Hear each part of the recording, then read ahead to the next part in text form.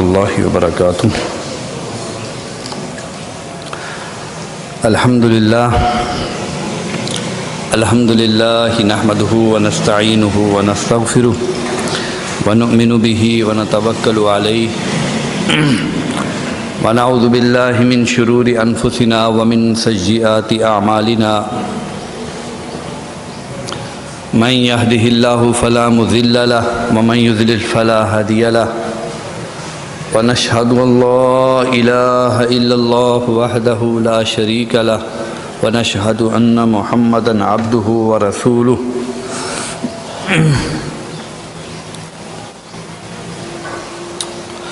اللهم صل على محمد وعلى آل محمد كما صليت على إبراهيم وعلى آل إبراهيم إنك حميد مجيد اللهم بارك على محمد وعلى آل محمد كما باركت على إبراهيم وعلى آل إبراهيم إنك حميد مجيد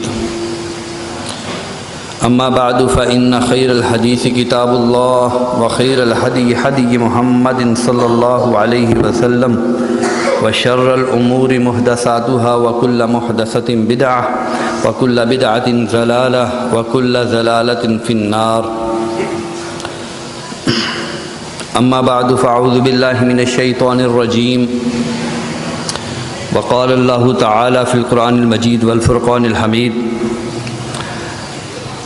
واتقوا فتنة لا تصيبن الذين ظلموا منكم خاصة واعلموا ان اللہ شدید العقاب۔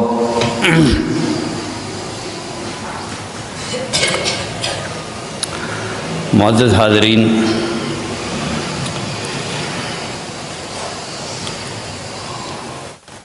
جو آیت مبارکہ میں نے آپ کے سامنے ابھی تلاوت کی ہے وہ سورہ الانفال کی آیت نمبر 25 ہے۔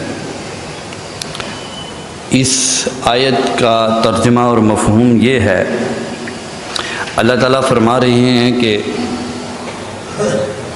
ڈر جاؤ اس فتنے سے جو جب آئے گا تو صرف ظالموں کو اپنی لپیٹ میں نہیں لے گا، سب کو اپنی لپیٹ میں لے لے گا۔ تو اسی مناسبت سے آج کا جو ہمارا موضوع ہے وہ فتنوں کے حوالے سے ہے۔ فتنے کا مفہوم کیا ہے اور فتنے کی صورتیں کیا ہے، اس کی ڈیفرنٹ ٹائپس، اور پھر فتنوں سے بچنے کا جو شریعت نے راستہ دیا ہے، طریقہ دیا ہے، وہ کیا ہے۔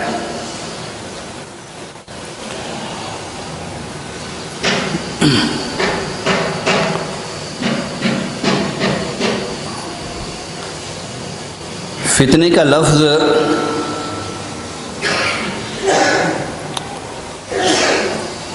انگلش میں پرسیکیوشن کہتے ہیں، جس کا ترجمہ ہے آزمائش، امتحان۔ ان دونوں مفاہیم میں آتا ہے فتنے کا لفظ، آزمائش کے مطلب میں بھی اور امتحان کے معنی میں بھی۔ بعض اوقات بڑی مصیبتوں سے انسان گزر رہا ہوتا ہے، وہ مصیبتیں انسان کے لیے بڑی مشکلات پیدا کرتی ہیں، یہ اس کے لیے فتنہ ایک آزمائش کی شکل میں ہے۔ بعض اوقات ویسے انسان خوشحالی میں ہوتا ہے اور اب بھی وہ فتنے کی حالت میں ہے، اور یہ فتنہ اس کے لیے امتحان کی شکل میں ہے۔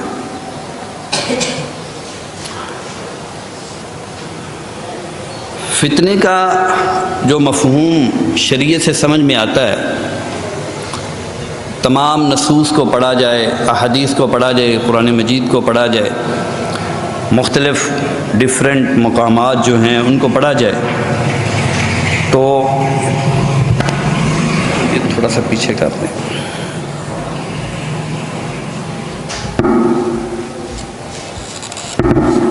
شکریہ. تو جو فتنے کا مفہوم سمجھ میں آتا ہے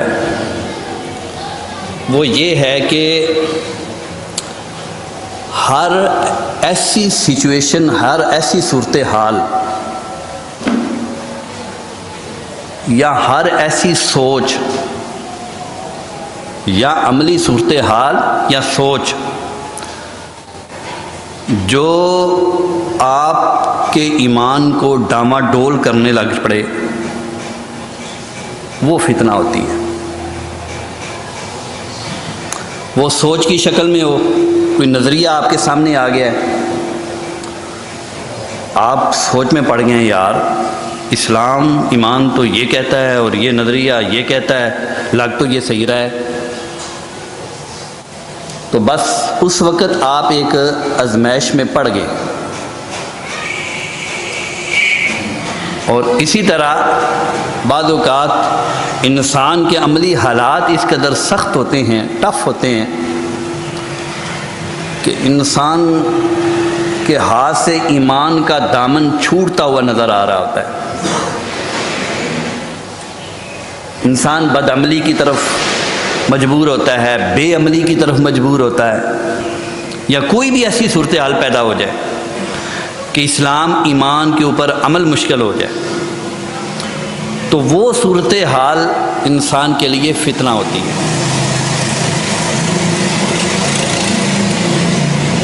یہ بات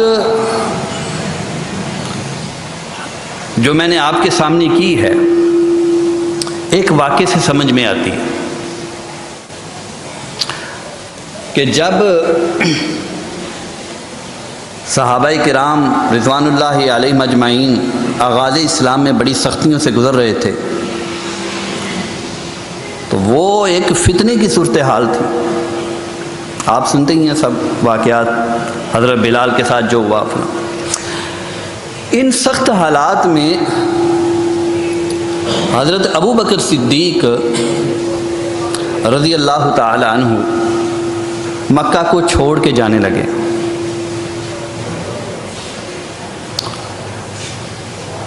تو مکہ کی ایک ابھی چھوڑ ہی رہے تھے، الوداع کر ہی رہے تھے، اپنا کوئی سامان ساتھ لیا. تو برکے غامات نامی ایک جگہ تھی، وہاں پہنچے تو ایک عرب کا سردار ملا، ابن الدغنہ. وہ کہنے لگا کہ ابو بکر کدھر جا رہے ہیں؟ تو کہنے لگے کہ ابن الدغنہ تیری قوم میرے لیے بڑے مسائل پیدا کر رہی ہے، اسلام کے اوپر چلنا مشکل ہو گیا میرے لیے، میں اس وجہ سے مکہ چھوڑ کے جا رہا ہوں، کہیں ایسی جگہ پہ جا رہا ہوں جہاں میرے لیے سکون ہو اور میں بڑی آسانی کے ساتھ اپنے نظریے کے اوپر، اپنی سوچ کے اوپر چل سکوں. یہ سچویشن بڑی مختلف ہے، بڑی ٹف ہے. تو ابن الدغنہ نے کہا کہ میں یہ سمجھتا ہوں کہ آپ جیسے انسان کو مکہ چھوڑ کے نہیں جانا چاہیے. اس کی وجہ یہ ہے کہ تم بڑے شریف انسان ہو. شریف انسان علاقے سے جانا شروع ہو جائیں تو علاقہ تو بڑا ایک سختیوں کی اماجگاہ بن جاتا ہے. تو آپ نہ جائیں، آپ میرے ساتھ واپس آئیں. اور میں قبیلے کا سردار ہوں، میں اپنے قبیلے کے بحاف پہ میں آپ کو ضمانت دیتا ہوں، آپ کو کوئی کچھ نہیں کہے گا. حضرت ابو بکر واپس آ گئے، حبشہ کی طرف جا رہے تھے، واپس آ گئے تو جا کے مختلف قریشی سرداروں سے ابن الدغنہ نے بات کی. اس نے کہا کہ ابو بکر جیسے شریف انسان کو بھی آپ نے تنگ کیا ہوا ہے، اسے نہ جانے دیں. ویسے یہاں لطف کی بات یہ ہے کہ اس نے حضرت ابو بکر کی کچھ صفات کاؤنٹ کی، شمار کی، اور وہ صفات ذرا سنیے گا، وہ بھی عین ہی وہی صفات ہیں. مثلا کہا کہ آپ تو غریبوں کی مدد کرتے ہیں، بے کسوں کا سہارا بنتے ہیں، بے بسوں کا سہارا بنتے ہیں، کمزور کے ساتھ چلتے ہیں، تو آپ کیوں جا رہے ہیں؟ یہ وہی الفاظ ہیں جب نبوت کا اعلان رسول اللہ صلی اللہ علیہ وسلم وہ نبوت کا پیغام آیا تھا تو حضرت خدیجہ نے بولے تھے۔ اسی وجہ سے علماء نے نکتہ نکالا ہے نا کہ صدیقیت اور نبوت میں صدیق اور نبوت میں فرق صرف نبوت کا ہی ہے، یعنی ایک پیغمبر کی جو صفات ہوتی ہیں وہ صدیق کے اندر ہوتی ہیں، بس جو ایک بیچ میں فرق کرنے والی چیز ہے وہ نبوت ہوتی ہے۔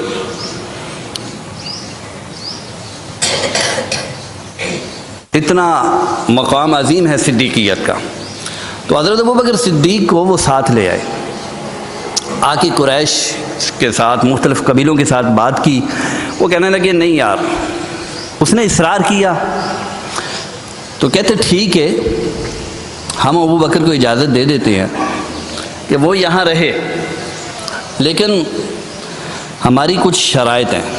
ان میں سے ایک شرط یہ ہے کہ ابوبکر عبادت کعبے میں نہیں کرے گا، سر عام نہیں کرے گا، اپنے گھر میں کرے گا، اور دوسری یہ ہے کہ ابوبکر قرآن کو پڑھے گا، آہستہ پڑھے گا۔ یہ ساری فتنے کی سچویشن ہے۔ انسان کے لیے عملاً ایسی ڈیفیکلٹ سچویشن پیدا ہو جائے، بڑی مشکل صورتحال آ گئی ہے کہ اس کے لیے مشکل ہو گیا ہے اپنے نظریے کے اوپر، اپنی سوچ کے اوپر عمل کرنے۔ یا کوئی نظریہ سامنے آ گیا، اس کی بھی میں ایگزامپل دیتا ہوں آپ کو۔ تو ابوبکر اپنے گھر میں عبادت کرے گا اور قرآن کو آہستہ پڑھے گا۔ کہا ٹھیک ہے۔ حضرت ابوبکر سے بات کی، وہ کہتے ٹھیک ہے۔ انہوں نے اپنے گھر کے اندر تو نہیں، بخیر گھر کے سامنے ہی ایک اپنی چھوٹی سی مسجد بنا لی، اس میں عبادت کرنے لگے۔ لیکن حضرت ابوبکر چونکہ بڑے نرم دل تھے اور قرآن پڑھتے وقت اپنے اوپر کنٹرول نہیں رکھ پاتے تھے، تو رو پڑتے تھے۔ یہ سچویشن جب پیدا ہوتی تو عرب کی جو عورتیں ہیں وہ اور بچے آ کے ابوبکر کے پاس کھڑے ہو جاتے ہیں، قرآن سنتے ہیں۔ یہاں جو روایت میں الفاظ آئے ہیں حضرت عائشہ نے بیان کیے ہیں، اس روایت کو بیان کرنے والی حضرت عائشہ ہیں، کہتی ہیں کہ وہ اہل عرب آئے، آ کر کہنے لگے کہ ابن الدغنہ کے پاس، وَقَدْ خَشِينَا أَن يَفْتِنَ أَبْنَاءَنَا وَنِسَاءَنَا۔ ابن الدغنہ ہمیں ڈر ہے کہ یہ بندہ فتنے میں ڈال دے گا ہمارے بچوں کو اور ہماری عورتوں کو۔ وہ اس کے پاس چلے جاتے ہیں، سنتے ہیں قرآن، یہ اونچی آواز سے پڑھتا ہے۔ تو ایسی کوئی بھی ایسی سوچ، نظریہ یا عملی حالات جو انسان کی فکر کو ڈگمگانے لگے نا، وہ اس کے لیے فتنہ بن جاتا ہے۔ According to Islam, Islamic point of view سے ہم کہیں گے کہ جس سے ایمان ڈولنا شروع ہو جائے۔ بعض اوقات انسان کا عقیدہ پختہ ہوتا ہے لیکن عملی حالات اسے اتنے مشکل درپیش ہو جاتے ہیں، غربت آ گئی، قرض آ گیا، بیماریاں آ گئیں، مختلف قسم کے مصائب آ گئے، تو انسان کے لیے مشکل ہو جاتا ہے اس وقت سروائیو کرنا، مینٹین کرنا سچویشن کو۔ تو یہ ایک سچویشن ہے جس کو کہتے ہیں فتنہ۔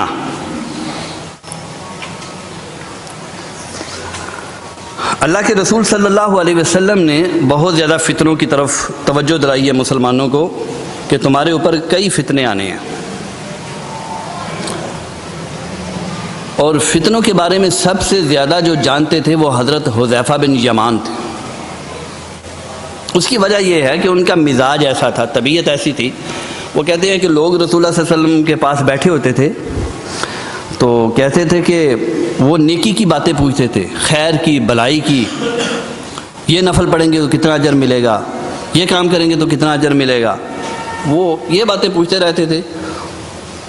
اور میں فتنوں کے بارے میں، شر کے بارے میں پوچھتا تھا، اس وجہ سے کہ خیر تو یہ سارے پوچھ رہے ہیں، اور شر جب آئے تو کسی کو پتہ نہ چلے، تو میں اس سے محفوظ ہو جاؤں، اس نیت سے میں شر کے بارے میں زیادہ پوچھتا تھا۔ تو کہتے ہیں کہ ایک دن میں نے پوچھا، یا رسول اللہ صلی اللہ علیہ وسلم ہم جاہلیت میں تھے، وہ شر تھا، پھر اس کے بعد خیر کا وقت آیا، ہم اسلام میں آ گئے، کیا اس خیر کے بعد پھر شر ہوگا؟ آپ نے فرمایا ہاں، اس خیر کے بعد پھر شر ہوگا۔ کہا پھر یا رسول اللہ صلی اللہ علیہ وسلم اس شر کے بعد پھر خیر آئے گا، اچھائی آئے گی؟ اللہ کے رسول نے فرمایا کہ ہاں، اس کے بعد خیر آئے گی، لیکن اس خیر میں دھواں ہوگا، یعنی پیور خیر نہیں ہوگی۔ فرمایا اس کا کیا مطلب ہے یا رسول اللہ صلی اللہ علیہ وسلم؟ الدخن، دھواں، اس کا کیا مطلب ہے؟ وہ خیر کے اندر دھواں ہوگا۔ فرمایا لوگوں کے دل صاف نہیں رہیں گے، اوپر سے شو کریں گے ہم بڑے نیک ہیں، ہم بڑی صلح کر رہے ہیں، ہمارا دل صاف ہے جی آپ کے بارے میں، لیکن اندر سے دل صاف نہیں ہوں گے۔ تو یہ ایک فتنے کی سچویشن ہے، یہ فتنے کی حالت ہے۔ فتنے کی جو احادیث آئی ہیں اور جو پاک پیغمبر صلی اللہ علیہ وسلم نے وضاحتیں فرمائی ہیں، وہ اس وجہ سے فرمائی ہیں کہ ان سے بچنے کی کوشش کی جائے، اپنے دلوں کو پیور، خالص، صاف رکھیں۔ وہ ایک حدیث میں آتا ہے نا کہ جو لوگ جنت میں جائیں گے، جنت میں جانے والے کچھ لوگ ایسے ہوں گے کہ ان کے دل چڑیوں کی طرح صاف ہوں گے۔ دل کی پیوریفیکیشن، اس کا خالص ہونا، اس کا صاف ہونا، یہ بہت ضروری ہے۔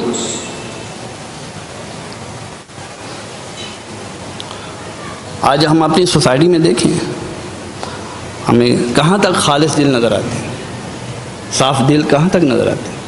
نہیں نظر آتے۔ تو یہ فتنے کی ایک سچویشن ہے، ہمیں ان سے بچنا چاہیے۔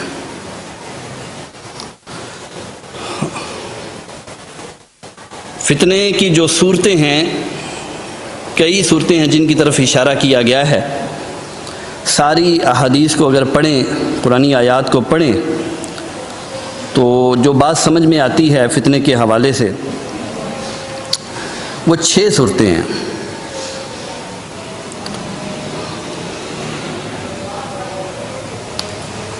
ساری احادیث اس میں جمع ہو جاتی ہیں، ساری قرآنی آیات اس میں جمع ہو جاتی ہیں کہ فتنے کی 6 شکلیں۔ ویسے تو انسان ہر وقت فتنے میں ہی ہوتا ہے، لیکن کچھ فتنے ہیں جو بہت بڑے ہوتے ہیں۔ میں انشاءاللہ کوشش کروں گا اس مختصر سے وقت میں ان ساری چیزوں کی وضاحت ہو جائے، پھر ان سے بچاؤ کے جو طریقے ہیں ان کی بھی وضاحت کروں گا۔ اگرچہ یہ 2-3 جمعوں کا متقاضی تھا یہ موضوع، لیکن ان شارٹ کرنے کی کوشش کروں گا میں۔ فتنے کی سب سے پہلی صورت یہ ہے کہ فتنہ انسان کے اندر سے جنم لے۔ انسان اس وقت خود فتنے میں مبتلا ہوتا ہے، لیکن اس کو پتہ نہیں ہوتا۔ وہ کون سی سچویشن ہے جب انسان فتنے میں مبتلا ہوتا ہے، اس کو پتہ نہیں ہوتا۔ ایک یہ ہے کہ اس کا دل سخت ہو جائے، معاملات زیادہ گمبھیر ہو گئے ہیں،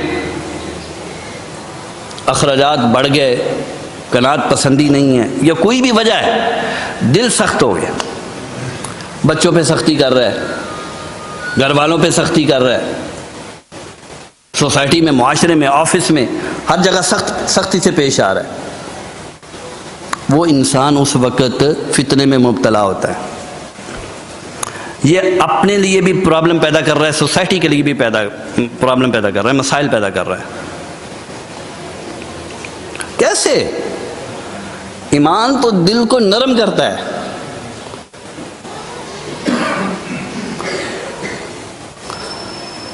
کیونکہ مومن جو ہوتا ہے، حدیث میں آتا ہے کہ مومن کا دل نرم ہوتا ہے کیونکہ اللہ نرمی کو پسند کرتا ہے. ان اللہ یحب الرفق،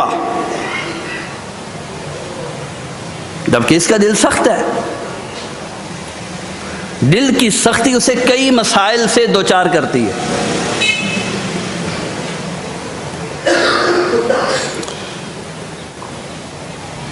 دوسرا یہ ہے کہ اس کی عبادت میں لذت نہیں ہوتی. جب ایسی حالت ہو تو سمجھے انسان فتنے میں مبتلا ہے. عبادت کے اندر سے لذت نہیں آتی. نماز کو ایک بوجھ سمجھتا ہے. ٹائم ہو گیا بس ادا کرنا ہی ہے یار.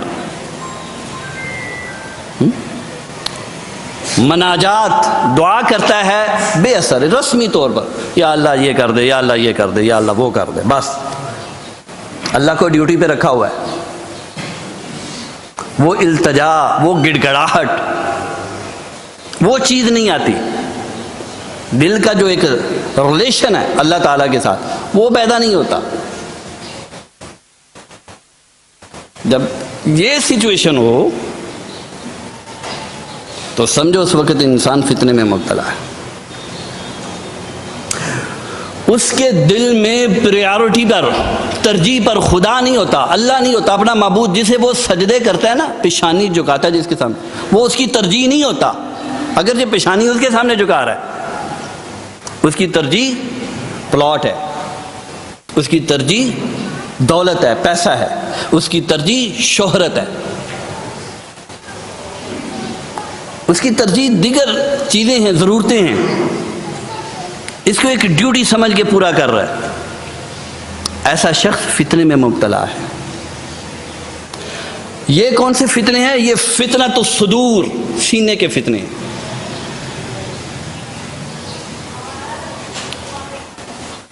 خیر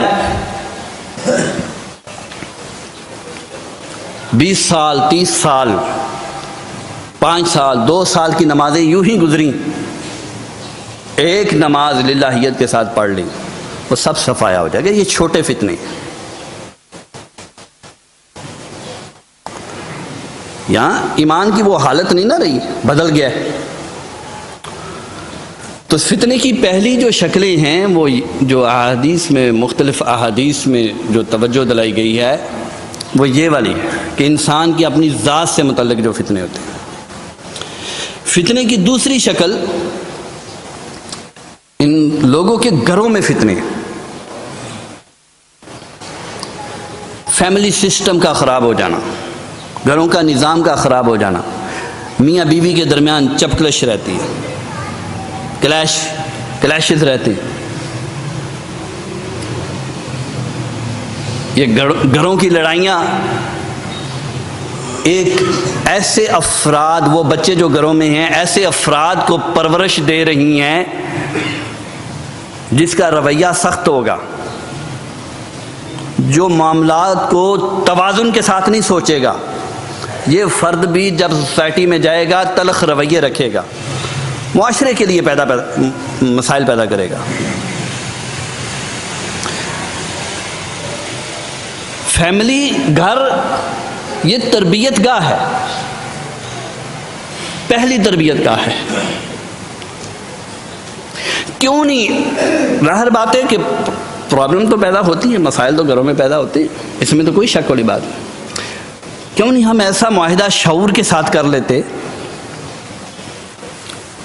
کہ ہمارے درمیان جتنے بھی میاں بیوی کے درمیان کلیشز ہوں گے، ہم بچوں کے سامنے اس کا اظہار نہیں کریں گے، بند کمرے میں آپس میں بیٹھ کے بات کر لیں.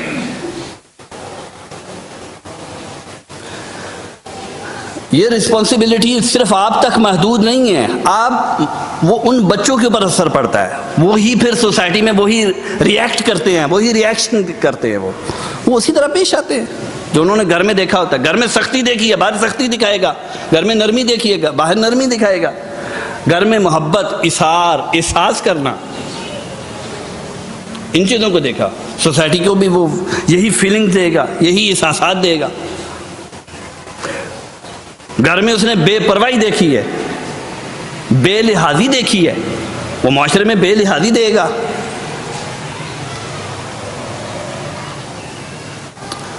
معاشرہ اصل نہیں ہے، اصل گھر ہے.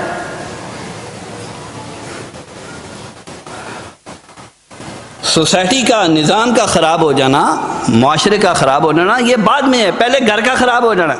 اسی وجہ سے وہ حدیث میں آتا ہے نا، مشہور حدیث ہے کہ شیطان اپنا تخت لگاتا ہے اور کہتا ہے کہ بتاؤ مجھے کیا کیا کام کر کے. آپ نے چیلوں چبیلوں سے پوچھتا ہے، وہ سارے بتاتے ہیں میں نے یہ کیا، میں نے یہ کیا. کہتا کوئی کام نہیں کیا. دوسرا کہتا کوئی کام نہیں کیا. ایک اٹھتا ہے کہتا ہے کوئی بڑا کام نہیں کر کے آیا سردار اعلیٰ. تو کہا کیا کیا؟ کہا 2 میاں بیوی کے درمیان چپکلش کروائی ہے، معاملہ طلاق تک پہنچا ہے، اب الگ ہو گیا. وہ سینے سے لگا لیتا ہے، کہتا ہے تو نے اصل کام کیا. معاشرے کی بنیاد ہے یہ گھر. اگر اپنے معاشرے کو سدھارنا چاہتے ہو نا، اپنے گھروں کو سدھارو. اکارڈنگ ٹو حدیث کے مطابق ہمیں یہی بات سمجھ میں آ رہی. تو اسے وہ سینے سے لگا لیتا ہے. کیا کریں؟ سوسائٹی کو دیکھیں، ایسے ڈرامے ہیں جس میں طلاق کو اپریشیٹ کیا جاتا ہے، قوانین ایسے بنائے جس میں طلاق کو اپریشیٹ کیا جاتا ہے. عدالت میں جا کے ایک بیوی بس اتنا کہہ دے نا خلا لینے کے لیے کہ مجھے یہ شوہر پسند نہیں ہے، بس مجھے اس کی شکل اچھی نہیں لگتی، بس یہ بھی کافی ہے، جج اسی وقت سائن کر دے گا.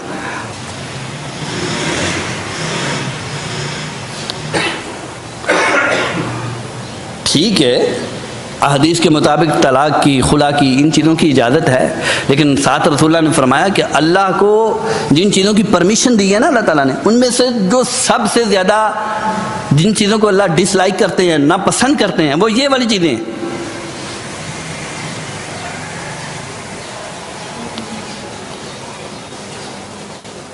تو گھروں کا نظام خراب ہو جانا، یہ ہے دوسرا فتنہ. اس کی جیسا کہ میں نے 1-2 حدیث پڑھی بھی آپ کے سامنے، تو مختلف حدیثیں ان فتنوں کے بارے میں آتی. فتنے کی ایک تیسری شکل جسے الفتنۃ العظمیٰ کہہ لے، بڑے فتنے، یہاں سے بات شروع ہوتی. ایک دفعہ حضرت عمر بن خطاب رضی اللہ تعالیٰ عنہ مجلس میں بیٹھے ہوئے تھے، تو آپ نے فرمایا کہ تم میں سے کوئی ہے جو وہاں مجلس میں موجود تھے، ان سے کہا تم میں سے کوئی ہے جس کو رسول اللہ صلی اللہ علیہ وسلم کی فتنے کے بارے میں تعلیمات یاد ہیں، کوئی پتہ ہے؟ تو وہ سب خاموش رہے. جب کوئی نہ بولا تو حضرت حذیفہ بن یمان بولے، کہنے لگے کہ مجھے پتہ ہے، کچھ فتنوں کے بارے میں میں جانتا ہوں. تو انسان کو جس چیز کی طلب ہو اسے وہ چیز مل جائے تو خوش ہوتا ہے. تو حضرت عمر کہتے ہیں واہ تیرا ابا بڑا چنگا بندہ سی یار، بتاؤ مجھے. تو حضرت حذیفہ نے وہی روایت جو میں نے آپ کے سامنے بیان کی وہ ساری بیان کی. تو کہنے لگے کہ امت محمدیہ میں جو فتنے اٹھیں گے نا، حضرت عمر کے سامنے کہنے لگے جو فتنے اٹھیں گے نا، ان فتنوں کے درمیان، اور یہ پرسکون جو حالات ہیں، ان پرسکون حالات اور ان فتنوں کے درمیان ایک دروازہ ہے، اور وہ دروازہ توڑ دیا جائے گا اور پھر فتنے تیزی کے ساتھ آئیں گے. حضرت عمر کہنے لگے تیرا باپ تجھے گم پائے، وہ دروازہ توڑ دیا جائے گا یا کھول دیا جائے گا؟ انہوں نے کہا نہیں، توڑ دیا جائے گا. کہتے کھول دیا جانا تو سمجھ میں آتا ہے، اگر کھل جائے گا تو پھر بند بھی ہو جائے گا، اگر ٹوٹ گیا تو پھر کوئی ایسا مطلب ہے ہمیشہ کے لیے کھل گیا. تو کہا بس یہ ہمیشہ کے لیے کھل جائے گا. یہ روایت بیان کی حضرت حذیفہ نے، بس بات ختم ہو گئی. پھر ایک دفعہ ایک اور صحابی حضرت حذیفہ سے ملے، وہ کہنے لگے وہ دروازہ کیا ہے، وہ جو آپ دروازہ کہتے تھے وہ کیا ہے؟ تو حضرت حذیفہ کہتے وہ دروازہ عمر، اس وقت حضرت عمر کی شہادت ہو گئی تھی، وہ دروازہ عمر تھے۔ کہا کہ حضرت عمر جانتے تھے وہ دروازہ؟ کہتے ہاں اللہ کی قسم وہ جانتے تھے، کیونکہ حدیث میں رسول اللہ نے خود صراحت کی تھی۔ کیا مطلب؟ عمر کی شہادت امت محمدیہ کے درمیان اور فتنوں کے درمیان ایک رکاوٹ تھی۔ جب وہ دروازہ ٹوٹ گیا ہے تو اس کے بعد سے اٹھنے والے فتنے آج تک مسلمان سنبھال نہیں سکے، تاریخ شاہد ہے۔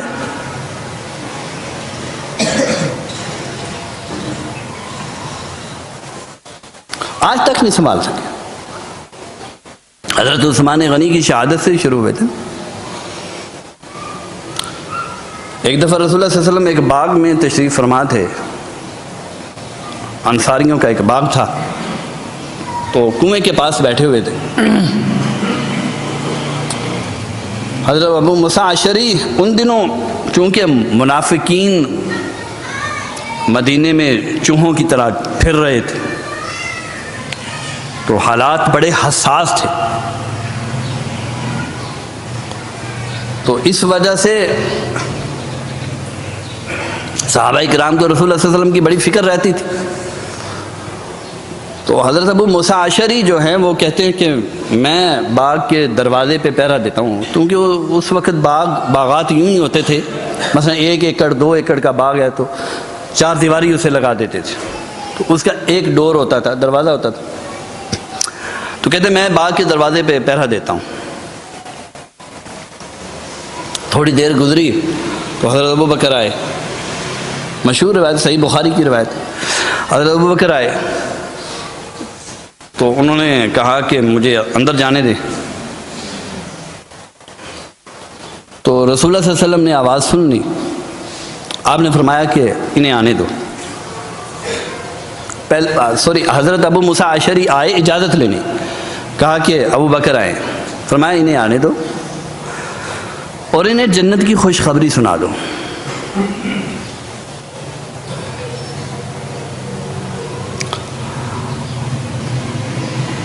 حضرت ابو بکر آ گئے، تھوڑی دیر گزری، حضرت عمر آئے، اجازت طلب کی، حضرت ابو موسیٰ اشعری نے پھر پوچھا، کہا کہ انہیں بھی جنت کی خوشخبری سنا دو۔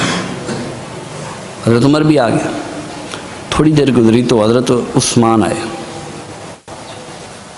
آگے پھر پوچھا، جی حضرت عثمان آئے، کہا انہیں بھی جنت کی خوشخبری تو سناؤ، لیکن انہیں ایک کہو کہ تمہیں جو جنت ملے گی نا وہ فتنے کے ساتھ ملے گی، تم فتنے میں سے گزر کے جنت پاؤ۔ صحیح بخاری کی روایت ہے، بالکل صحیح حدیث ہے۔ تو حضرت عثمان جو ہے جب ان کو شہید کیا گیا، 17 دن ان کو جب بھوکا رکھا گیا، تو غالباً حضرت ابو ہریرہ تھے، انہوں نے کہا آپ یہ مٹھی بھر باغی ہیں، آپ کیوں نہیں آرڈر دیتے، ان کو ختم کر دیتے، خلیفہ کا اشارہ ہو بس۔ 17 دن سے بھوکے ہیں، کبھی پانی بھی چھین لیا جاتا ہے آپ سے۔ تو انہوں نے کہا نہیں، مجھے رسول اللہ صلی اللہ علیہ وسلم نے کہا تھا کہ تمہیں فتنے کے ساتھ جنت ملے گی، اس میں سے گزر کے جانا ہے، میں دل برداشتہ نہیں ہونا چاہتا، میں اس میں سے گزر کے جاؤں گا۔ یہ وہ فتنہ ہے جو سیاسی حالات کا فتنہ ہوتا ہے۔ حضرت عمر کے بعد سے مسلمانوں کے سیاسی حالات ایسے ڈگمگائے ہیں، پھر کبھی سنبھل نہیں پائے۔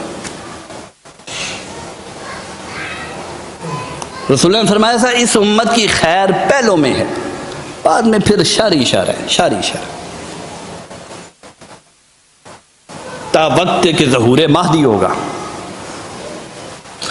اس کا یہ مطلب نہیں کہ ہم مایوس ہو جائیں، ہرگز اس کا یہ مطلب، اس کا یہ مطلب ہے کہ اپنے آپ کو بچانے کی کوشش کرو.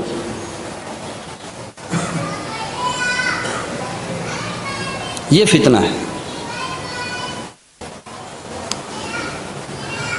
اسی طرح ملی سطح کے فتنے، یعنی وہ مسائل کہ جو تمام مسلمانوں کے مشترکہ ہیں، دینی مسائل ہیں، متفقہ مسائل ہیں، ان مسائل کے اندر اختلاف پیدا کر دیں. یہ فتنہ ہے. صحابہ کرام میں سے بعض کو گالیاں دینا شروع کر دیں، حضرت امیر معاویہ کو متنازع فی بنا دینا. یہ فتنے ہیں. دعا ہے ہم پڑھتے ہوتے ہیں تشہد میں نا، اینڈ پہ اللہم انی اعوذ بکا، اے اللہ میں تیری پناہ چاہتا ہوں. نماز میں پڑھتے ہیں، بعض احباب پڑھتے ہوگے، من فتنۃ المحیاء والممات، زندوں کے فتنے سے اور مردوں کے فتنے سے. جو فوت ہو چکے ہیں ان کے فتنے سے. جو فوت ہو چکے ہیں ان کا فتنہ کیا ہے؟ ان کا فتنہ یہی ہے، بعض عقیدت مند اٹھیں گے، وہ غلو کریں گے، ان کی حیثیتوں کو بڑھا دیں گے. بعض ان کی حقیقی فضیلت کا بھی انکار کرنے والے اٹھیں گے، وہ ان کو گالیاں دینا شروع کر دیں گے. او بھائی، تلک امت قد خلت لہا ما کسبت ولکم ما کسبتم. یہ لوگ تھے، وہ گزر چکے، ان کے اعمال ان کے ساتھ، تمہارے اعمال تمہارے ساتھ. ان کے بارے میں کیوں لڑتے ہو جو اپنی جزا کو پہنچ چکے ہیں؟ خواہ بخواہ دست و گریباں ہوتے ہو. یہ ہے ملی سطح کے فتنے. وقت چونکہ قلیل ختم ہو چکا ہے، میں بس تھوڑا سا اشارہ کر کے بات ختم کرتا ہوں. ان فتنوں کا علاج کیا ہے؟ پہلا یہ ہے جو قرآن مجید میں جب میں نے اشارہ بھی کیا کہ پر فتن حالات میں انسان کو اپنے اندر نرمی غالب کرنی چاہیے. پہلے بھی میں نے اس کے اوپر بولا، نرمی غالب کرنی چاہیے. سختی سے بچو. اگر سختی نہیں نہ ٹر رہی، باوضو رہنے کی کوشش کرو. بار بار لا حول ولا قوت الا باللہ پڑھو. وہ شیطان غلبہ پا رہا ہے. نرمی کو اپنے اوپر غالب کرو. یہ ٹھیک ہے، سختی دکھانی پڑتی ہے بعض اوقات بعض جگہوں پہ، لیکن مستقل مزاج سختی والا بنا لینا یہ ٹھیک نہیں ہے. یہ شریعت کے ایمان کے منافی ہے. نرمی کو غالب کرو. دوسرا یہ ہے کہ جلد بازی کو ختم کرو. یہ ساری مختلف احادیث کے اندر یہ چیزیں،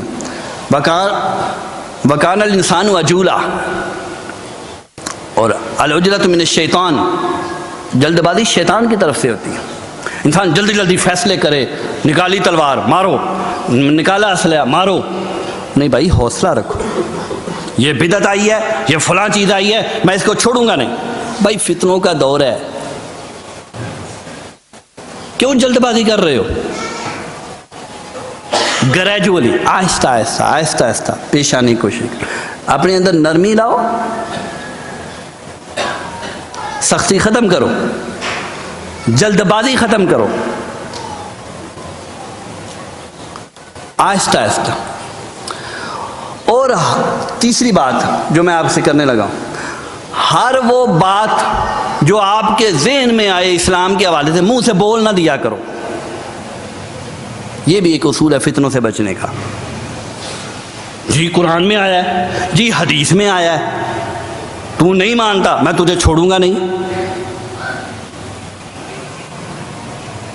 بالکل قرآن میں آیا ہے، بالکل حدیث میں آیا ہے، لیکن ضروری نہیں سامنے والے کو دیکھو، مت شیطان اسے قرآن و حدیث کی مخالفت پر اکسائے. رک جاؤ. رسول اللہ نے حضرت عائشہ سے فرمایا تھا کہ عائشہ، لوگ نئے نئے مسلمان ہوئے، جاہلیت کو چھوڑ کر اسلام میں آئے ہیں، مجھے ان کا فتنے میں پڑ جانے کا خدشہ نہ ہوتا تو میں بیت اللہ کو گرا کے اس کی اصل بنیادوں پہ اٹھاتا. حتیم والی جگہ بیت اللہ کے اندر شامل ہے، لیکن میں کعبۃ اللہ جیسی عظیم عمارت کو نہیں چھیڑ رہا، اس کی اصلی بنیادوں سے نہیں اٹھا رہا. کیوں؟ کہ لوگ فتنے میں نہ پڑ جائیں. آپ کو اسلام آیا ہوا ہے نہ میرے بھائیو، ایسے نہ کریں. کلم الناس علی قدر عقولہم، اپنے بیٹے کے سامنے، اپنے بھائی کے سامنے، اپنے جو کولیگز ہیں ان کے سامنے جو بات ذہن میں آئی بس کہہ دی. یہ بھی سوچو یہاں یہ بات کرنا مناسب ہے کہ نہیں. جھگڑے میں ہی پڑنا ہے، ایک دوسرے کو نیچے ہی دکھانا ہے، تم بھی فتنے میں مبتلا ہو، اس کی اصلاح کرنے پہ لگے ہوئے ہو. تو اس سے بچنا چاہیے ہمیں کہ جو منہ میں آئے وہ کہہ دیا. اور آخری بات کروں، اور ہمیں اسلام کو، قرآن اور حدیث کو مضبوطی سے تھامنا چاہیے. فلاں امام نے کیا کہا، ائمہ کا احترام کرو. فلاں شخصیت نے کیا کہا، وہ بھائی وہ محترم ہے، اس میں کوئی شک والی بات نہیں. آخر زمانے میں بھی جب امت مسلمہ اکٹھی ہوگی نا، وہ قرآن حدیث پہ ہی ہوگی، یہ بات پکی ہے. ریسرچ کی عادت ڈالو، تحقیق کی عادت پوچھو. خود بکس نہیں اٹھا سکتے، علماء سے، اسکالر سے پوچھو، ڈفرینٹ اسکالر سے پوچھو. کیا بات ہے، ایسے ہو سکتا ہے، یہ حدیث ہے، یہ حدیث ہے. تو یہ فتنے کی کچھ حقیقت اور اس کی کچھ شکلیں اور ان کا علاج میں نے کچھ آپ کے سامنے بیان کیا. دعا ہے اللہ تعالیٰ جو کچھ سنایا اس پر عمل کرنے کی توفیق عطا فرمائے، ہمیں فتنوں سے محفوظ فرمائے. وآخر دعوانا الحمدللہ رب العالمین.